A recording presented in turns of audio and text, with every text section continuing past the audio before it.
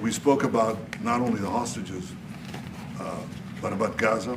The hostages obviously is a human story of just unbearable agony. I speak to the families. I spoke to them yesterday. Spoke to another one when I was in Hungary before I came here. I speak to them every day, and they're in agony. The hostages are in agony, and we want to get them all out. Steve Witkoff, who's President Trump's very able representative, helped us get a deal that got 25 out. We're working now on another deal that we hope will succeed. And we're committed to getting all the hostages out, but also eliminating the evil tyranny of Hamas in Gaza, and enabling the people of Gaza to freely make a choice to go wherever they want. I mean, they should have that choice. And the president put forward a vision, a bold vision, which we discussed as well, including the countries that might be amenable and are amenable to accepting Palestinians of their free choice if they choose to go there. And I think that's the second thing that we discussed.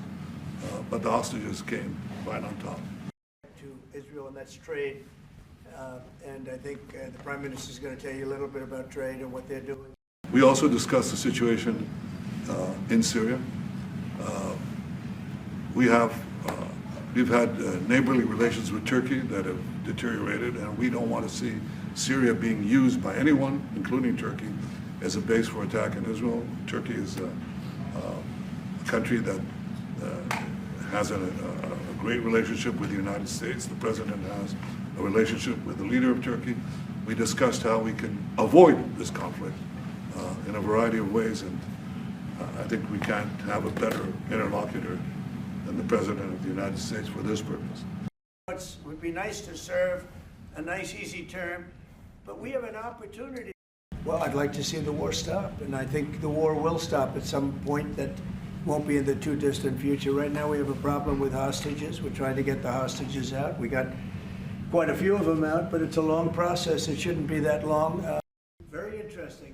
It's the only chance our country will have. We are trying very hard to get the hostages out. We're looking at another ceasefire. We'll see what happens, but we want to get the hostages out.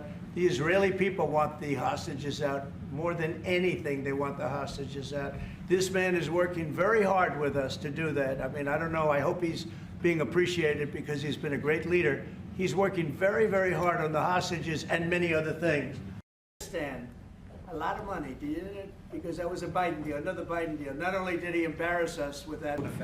Well, you know how I feel about the Gaza Strip. I think it's an incredible piece of important real estate, and I think it's something that we would be involved in, but you know, having a peace force like the United States there, controlling and owning the Gaza Strip would be a good thing.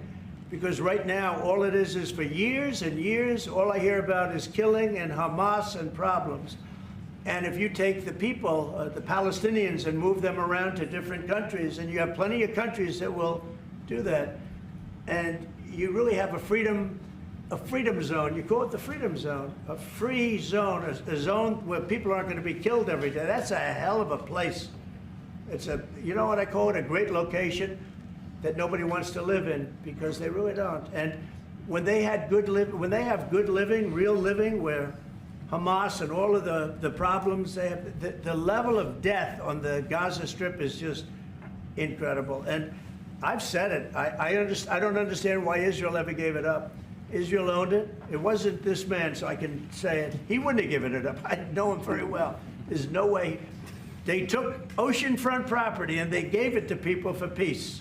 How did that work out? Not good. Is there a new concept? But you know, there are other concepts that I like too, and there are some concepts I don't. I think what the president talked about is, first of all, to give people a choice. You know, Gazans were closed in, and every other place, including in arenas of battle. I mean, whether it's Ukraine or Syria or any other place, people could leave. Gaza was the only place where they locked them in. We didn't lock them in. They're locked in. And what is wrong with giving people a choice?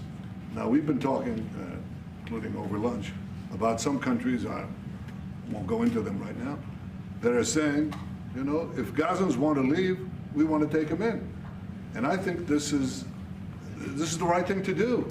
If you give, you know, it's going to take years to rebuild Gaza. In the meantime, people can have an option. The president has a vision. Countries are responding to that vision. We're working on it. I hope we'll have good news for you. Essentially with Russia, because they're in a war, and I'm not happy about what's going on with Gaza. Is one of the most dangerous places in the world. So they gave it away for good intention, and it didn't work out that way. And a lot of people like my concept, but you know, there are other concepts that I like too, and there are some concepts I don't like. You know what I don't like? The way it is now, because right now it's a dangerous death trap, Gaza.